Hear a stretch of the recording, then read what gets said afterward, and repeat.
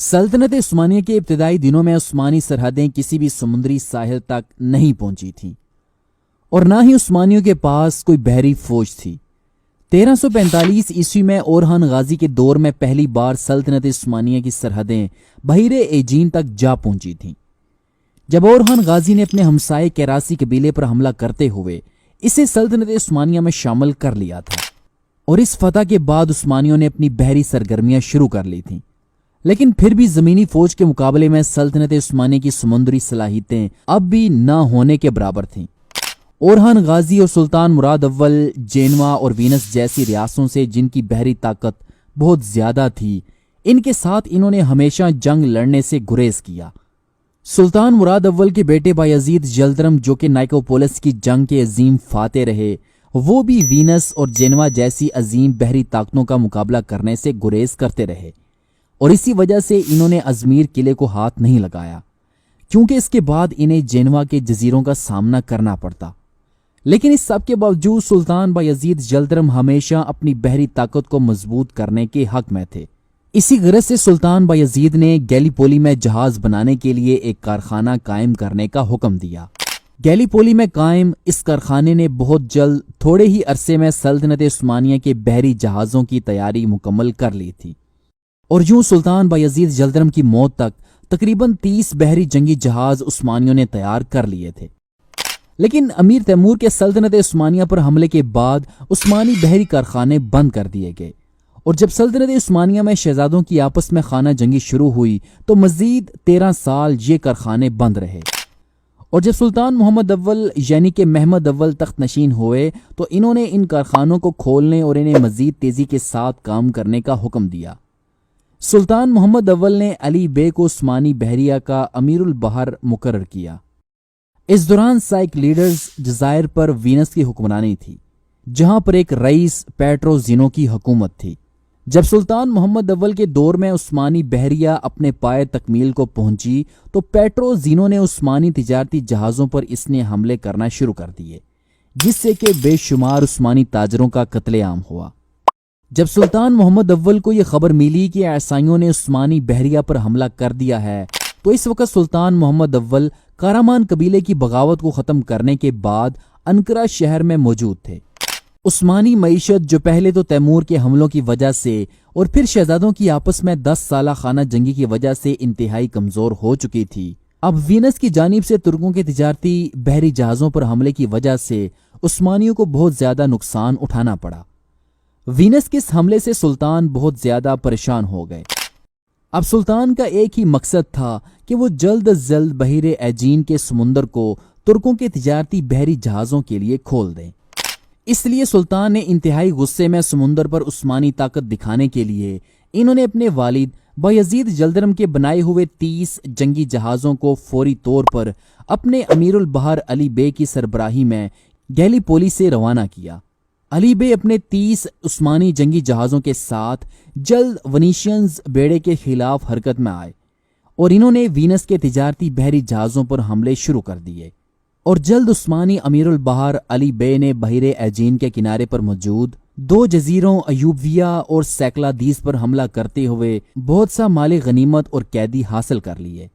ان ابتدائی حملوں کے ذریعے سلطان محمد اول ونیشینز کو یہ پیغام دینا چاہتے تھے کہ اگر بحیر ایجین کے سمندر میں عثمانی تجارت نہیں کر سکتے تو ہم بھی ونیشینز کو اس سمندر میں آرام سے نہیں رہنے دیں گے۔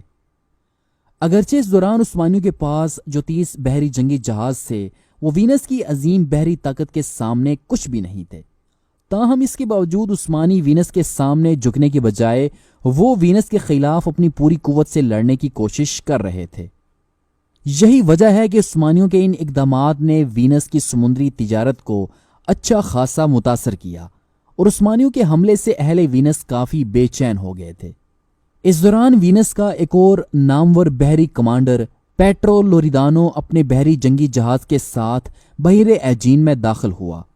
وینس کے بادشاہ نے ایڈمرل کو ترکوں پر پہلے حملہ نہ کرنے کی ہدایات دی تھیں۔ جلد ونیشینز کا یہ بحری بیڑا اپنی باقی جنگی جہازوں کے ساتھ گیلیپولی میں عثمانی بحریہ کے سامنے جا کھڑا ہوا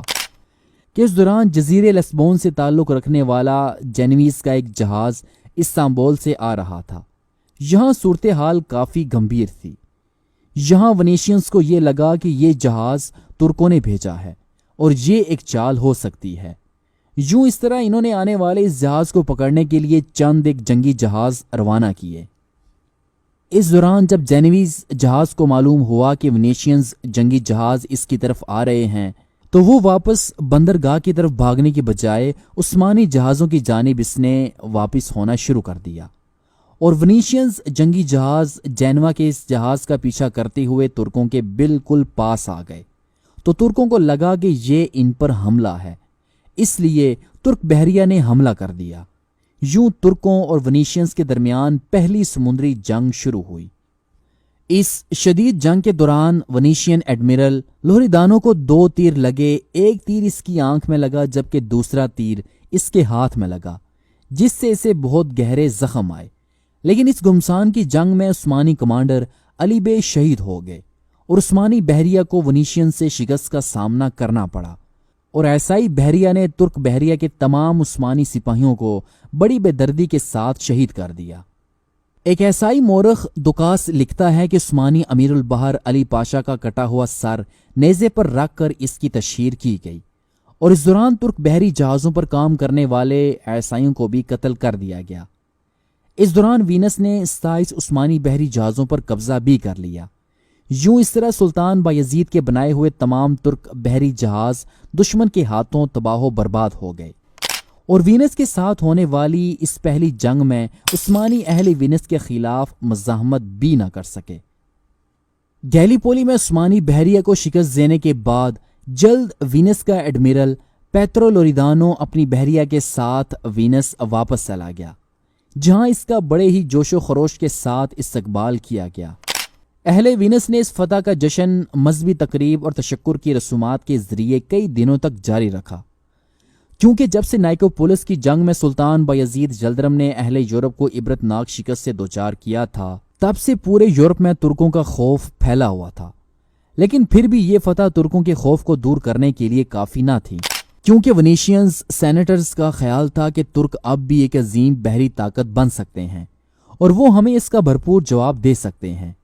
انہیں اس چیز کا ڈر تھا کہ اس دوران ان کی تجارت میں بہت زیادہ خلل پڑ جائے گا، کیونکہ اہل وینس تجارت کے لیے جو راستہ اختیار کرتے تھے وہ عثمانیوں کے ہاتھ میں تھا۔ اس لیے ونیشینز عہدیداروں نے اس جنگ کا الزام ایڈمرل پیٹرو لوریدانو پر لگاتے ہوئے اسے اس کے عہدے سے برطرف کر دیا، اور اس کے بعد وینس نے اپنا ایک سفیر عثمانی دارالحکومت ادرنے میں سلطان محمد اول کے دربار میں بھیجا اور انہیں یقین دلاتے ہوئے کہا کہ وہ عثمانیوں اور وینس کے درمیان دوبارہ ایسی جنگ کو روکنے کی بھرپور کوشش کریں گے، اور اس کے لیے وہ عثمانیوں کے ساتھ ایک امن معاہدہ کرنا چاہتے تھے۔ اگرچہ عثمانی اپنی شکست کا بدلہ لینا چاہتے تھے، تاہم ایک نئی جنگ کے لیے عثمانیوں کے پاس اب بھی کوئی بحری جنگی جہاز نہیں بچا تھا۔ اس لیے سلطان محمد اول نے گیلیپولی میں موجود بحری کارخانے کو حکم بھیجا کہ جلد از جلد وہ نئے بحری جنگی جہاز بنائے۔ اس کے علاوہ سلطان محمد اول نے وینس کی جانب سے اس امن کی پیشکش کو قبول کر لیا تھا، کیونکہ بنیادی طور پر سلطان کے پاس اسے قبول کرنے کے سوا اور کوئی چارہ نہ تھا۔ اگرچہ سمندر میں عثمانیوں کی طاقت بالکل نہ ہونے کے برابر تھی، لیکن زمین پر عثمانی اب بھی اپنے پاؤں جمائے ہوئے تھے۔ سلطان محمد اول نے البانیہ کی جانب سے وینس کے شہروں پر حملے کا ارادہ کیا، اور اس حملے سے سلطان اہل وینس کو یہ پیغام دینا چاہتے تھے کہ اگرچہ ہم سمندر میں کمزور ہیں، لیکن زمین پر ہمارا مقابلہ تم میں سے کوئی بھی عیسائی حکومت نہیں کر سکتی۔ عثمانی فوجوں نے جلد البانیہ کے راز سے بلورا نامی وینس کے ایک شہر پر حملہ کر دیا، جہاں پر بادشاہ خاندان کی ایک عورت رجینا بالسا حکمران تھی، جس نے اپنے اس شہر کو اہل وینس کے ہاتھوں فروخت کر دیا تھا۔ اس لیے اہل وینس ترکوں کے خلاف اس شہر کی ہر قیمت پر حفاظت کرنا چاہتے تھے۔ تاہم عثمانی فوج جلد اس شہر کے قریب پہنچ گئی اور تھوڑے ہی عرصے میں یہ شہر عثمانیوں کے ہاتھوں فتح ہو گیا۔ یوں عثمانیوں کی اس فتح سے اہل وینس کو نقصان ہوا اور انہیں معاشی نقصان اٹھانا پڑا۔ اس کے ساتھ ساتھ انہوں نے مزید کئی زمینوں پر بھی جو کہ اہل وینس کے قبضے میں تھیں، ان پر حملہ کر کے انہیں عثمانی سلطنت میں شامل کر لیا۔ یہ زمینیں تب تک عثمانیوں کے قبضے میں رہیں جب تک یہاں کا مشہور البانوی حکمران سکندر بیگ عثمانیوں کے خلاف کھڑا نہیں ہوا تھا۔ یوں اہل وینس کو عثمانیوں کو سمندر میں شکست دینے اور عثمانی جہازوں کو قبضے میں لینے کی بہت بھاری قیمت ادا کرنا پڑی۔ البانیہ پر قبضے کے بعد جلالی سلطان محمد اول نے اہل وینس کے سفیروں کی امن کی پیشکش کو قبول کرتے ہوئے وینس کے ساتھ ایک امن معاہدہ کر لیا، جس کے تحت اب اہل وینس بغیر کسی عثمانی مزاحمت کے وہ بحیر اسود، ڈارڈینل اور بحیر ایجین میں آزادانہ طور پر تجارت کے لیے آ جا سکتے تھے۔ اہل وینس سلطان سے ایک اور معاہدہ کرنا چاہتے تھے، جس کے تحت وہ لوریدانو نامی شہر کو واپس چاہتے تھے، لیکن سلطان محمد اول نے اس پیشکش کو قبول نہیں کیا تھا، اور یوں یہ شہر 1912 عیسوی تک سلطنت عثمانیہ کے ماتحت رہا۔ جنگ انقرہ میں شکست کے بعد جب سے سلطان محمد اول تخت نشین ہوئے تھے، انہوں نے سلطنت میں اصلاحات کی بھرپور کوشش کی، اور سلطان نے اس چیز کو ضروری سمجھا کہ امن اور صلح کے ذریعے اپنی ہمسائی ریاستوں کے ساتھ تعلقات اچھے رکھے جائیں۔ اس دوران جب سلطان ادرنے شہر میں موجود تھے، انہیں خبر ملی کہ ولاچیا میں کافی بدامنی پھیلی ہوئی ہے،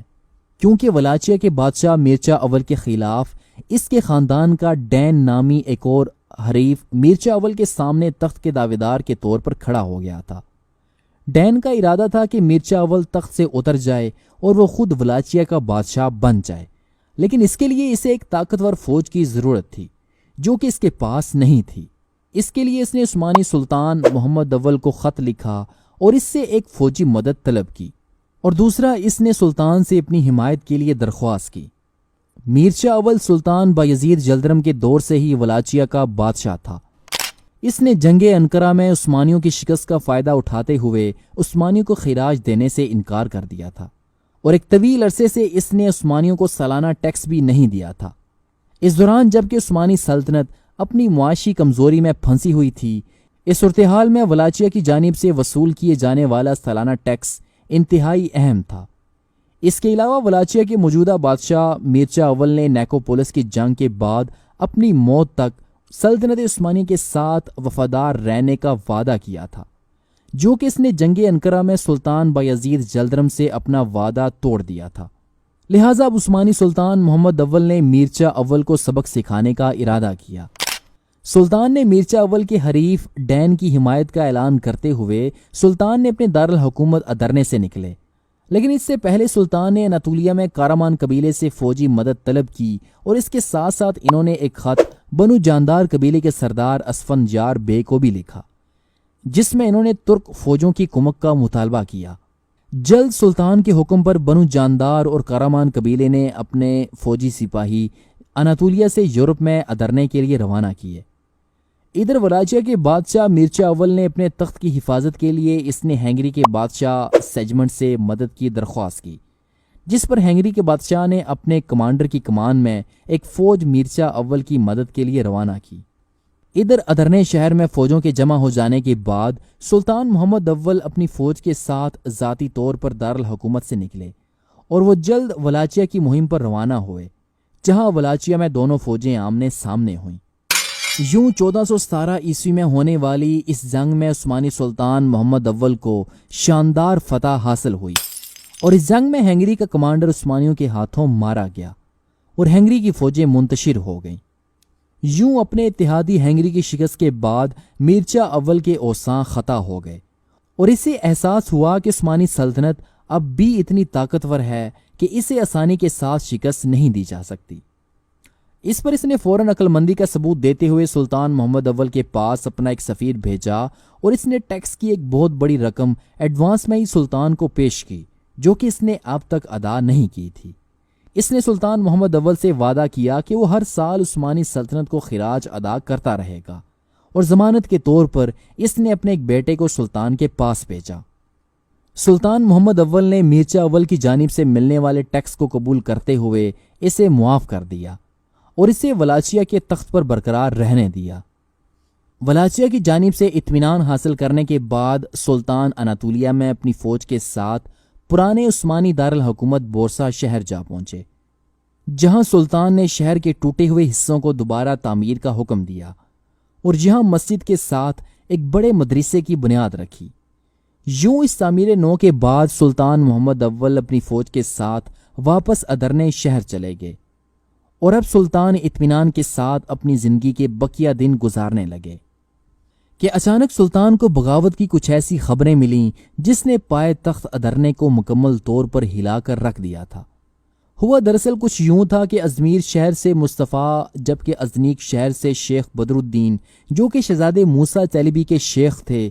انہوں نے بنو جاندار قبیلے کی حمایت سے سمندر کا سفر کرتے ہوئے پہلے وہ ولاچیا میں میرزا اول سے ملے اور اس کی حمایت سے انہوں نے یورپ میں سلطان محمد اول کے خلاف بہت زیادہ لوگوں کو جمع کر لیا جو کہ ایک بغاوت کی شکل اختیار کر گئے۔ اس دوران سلطان محمد اول کا بھائی اور سلطان بایزید یلدرم کا بیٹا چیلیبی جو کہ جنگ انقرہ کے بعد سے غائب ہو گیا تھا، اچانک کارامان قبیلے میں داخل ہوا اور یہاں احمد بے کے ساتھ اس نے کچھ معاملات طے کیے اور وہ اناطولیہ میں ترک سرداران کی حمایت اور رومی سلطنت کے بادشاہ مینویل کی مدد سے رومیلیا میں